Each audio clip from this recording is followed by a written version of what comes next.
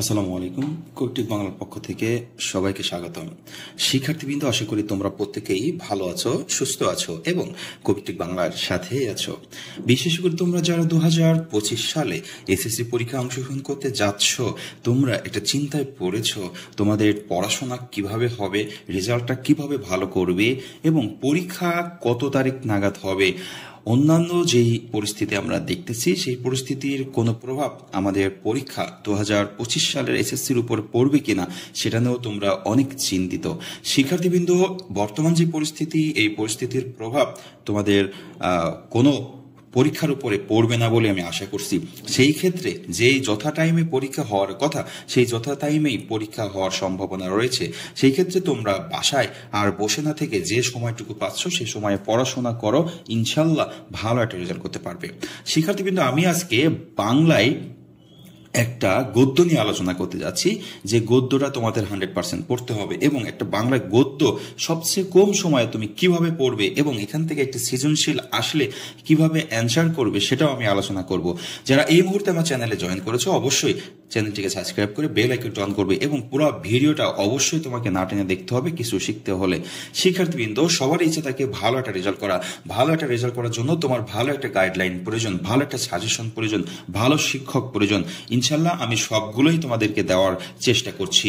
শিক্ষার্থী, আমাটির ভেপু, এটি একটি গল্পের নাম, যে গল্পটা লিখছে বিভূতিভূষণ বন্দ্যোপাধ্যায়। এই নামটা অবশ্যই ভালো করে বানান লিখে নিবে, বিভূতিভূষণ বন্দ্যোপাধ্যায়। তারপর তুমি যেটা করবে, এই বিভূতিভূষণ বন্দ্যোপাধ্যায়ের এখান থেকে শুরু করে এই পর্যন্ত যেই কবি পরিচিতি বা লেখক পরিচিতি আছে, এটা তোমাকে পড়ে নিতে হবে। তিনি জন্মগ্রহণ করেছেন 1894 সালে 24 পরগনায় মুরারিপুর গ্রামে তিনি জন্মগ্রহণ করেন। তার পিতার নাম মহানন্দা বন্দ্যোপাধ্যায়, মাতা মৃণালী দেবী।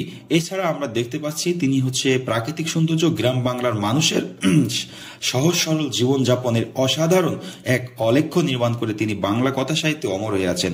প্রকৃতি এবং মানুষের জীবনের অভিন্ন সম্পর্কের চিরাচরিত তাৎপর্যে তার কথা সাহিত্য মহিমান্বিত। তার মানে বিভূতিভূষণ বন্দ্যোপাধ্যায় যে লেখাগুলো লেখে সেগুলো হচ্ছে প্রকৃতি ও মানুষের মধ্যে যে সম্পর্ক, সেটা নিয়ে সবচেয়ে বেশি ফুটে ওঠে। তিনি মৃত্যুবরণ করেছেন 1950 সালের 1 সেপ্টেম্বর। ওকে, গল্পটা এখান থেকে শুরু হয়েছে যে সকালবেলা 8টা কি 9টা হরিহরের পুত্র আপন মনে রোয়াকে বসিয়া খেলা করিতেছে। তাহার একটা ছোট টিনের বাক্স আছে, সেটার ডালা ভাঙ্গা। আচ্ছা, এই যে আমি লাইন দুটা পড়লাম, এই লাইনে তুমি কি বুঝতে পেরেছো কিছু? সকালবেলা 8টা কি 9টা, মানে 8টা 9টার দিকে হরিহরের পুত্র আপন মনে রোয়াকে বসিয়া খেলা করতেছিল। এখন এই রোয়াকে তুমি বুঝতে পারলা না যে কোথায়, আসলে এটা কোথায় বসে খেলা করতেছে। এই জন্য তোমার উচিত এই গল্পের তোমার যে বইটা আছে একেবারে শেষে চলে আসবা। শেষে চলে আসার পর দেখবা কিছু শব্দের অর্থ রয়েছে। এই যে শব্দ অর্থ, এই শব্দ অর্থগুলো পড়লে কিছু শব্দ তুমি বুঝতে পারবা না, কিন্তু অর্থগুলো পড়লে তখন তুমি গল্পটা খুব সহজে বুঝতে পারবা। যেমন দেখো, রোয়াক শব্দের অর্থ হচ্ছে ঘরের সামনে খোলা জায়গা বা বারান্দা। এখন তাহলে তুমি বুঝতে পারছো যে হরিহরের পুত্র বারান্দায় বসে অথবা খোলা জায়গায় বসে নিজের মনে খেলা করছিল।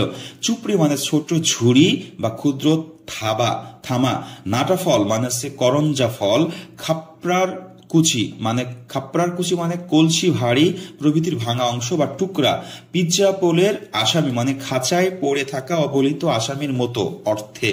দাউরা মানে বারান্দা। আমের কুচি মানে কচি আম। জারা মানে জীর্ণ করা, কুচি করা অর্থে। বিছুটি মানে বনো গাছ। এছাড়া কালো মেঘ, এটা মোস্ট ইম্পর্টেন্ট, যকৃতের রোগে উপকারী এক প্রকার তিক্ত স্বাদের গাছ। গরাদ মানে জ্বালানার শিক। তারপর হচ্ছে ভেরেন্ডাচার বেড়া মানে এরেন্ডো বা রেড়ি গাছের বেড়া। কুটো গাছ মানে তৃণ।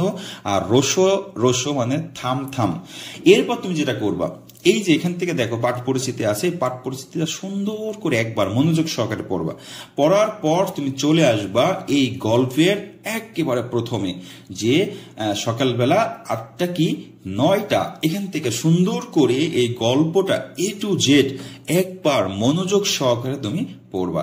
পড়লে গল্পটা সম্পর্কে কোথায় কি বলেছে, কোথায় কি বোঝানো হয়েছে, কে কাকে কিছু বলেছে, উক্তি করেছে কিনা, হ্যাঁ এই গল্পটা কি নিয়ে লেখা, কোন গল্প লেখা, তোমার এটা একেবারে গল্পের মতো করে মনে রাখতে হবে। যদি মনে রাখতে পারো এবং এই অর্থগুলো জানতে পারো, তাহলে তুমি সৃজনশীল খুব ভালো ভালোভাবে অ্যান্সার করতে পারবা এবং ফুল নাম্বার পাবা বলে আমি আশা করছি। শিক্ষার্থীবৃন্দ, সৃজনশীল মুখস্থ করে কখনোই কমন আসে না, অথবা হুবহু লিখলে হুবহু নাম্বারও পাওয়া যায় না।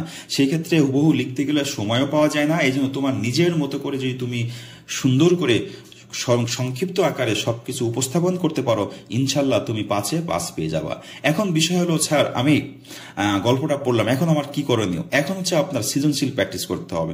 কোন সৃজনশীলগুলো আপনি প্র্যাকটিস করবেন? যেই সৃজনশীলগুলো 2025 সালে পরীক্ষার আসার মতো, যেই টপিক দিয়ে সৃজনশীল আসবে সেইগুলো। এরকম টপিক 2025 সালে আসার জন্য মোস্ট ইম্পর্টেন্ট সৃজনশীল আকারে তোমাদের যে আমি সাজেশন দিচ্ছি, এটা তোমাকে সাজেশন নিতে হবে। নিলে এরকম, এটা 2025 সালের স্পেশাল সাজেশন। হ্যাঁ, এটা হচ্ছে আমি তোমাকে দেখাচ্ছি। যেমন দেখো, আমাটির ভেপুটা একটা দেখাচ্ছি। আমাটির ভেপুর এখানে লেখক পরিচিতির কোন বিষয়গুলো তোমাকে পড়তে হবে শর্টকাট দিয়ে দিয়েছি, পাঠ পরিচিতি কি কতটুকু পড়তে হবে সেটা দিয়েছি, এবং এই গল্পের গ এবং ঘ কোন টপিকগুলো ইম্পর্টেন্ট সেটাও তোমাকে এখানে দিয়ে দিয়েছি। এবং এই গল্পের সৃজনশীল একটু খেয়াল করো, দেখো এখানে সৃজনশীল দিছি এবং প্রশ্ন দিছি এবং উত্তর কিভাবে লিখতে হবে সেটা আমি এখানে আলোচনা করেছি।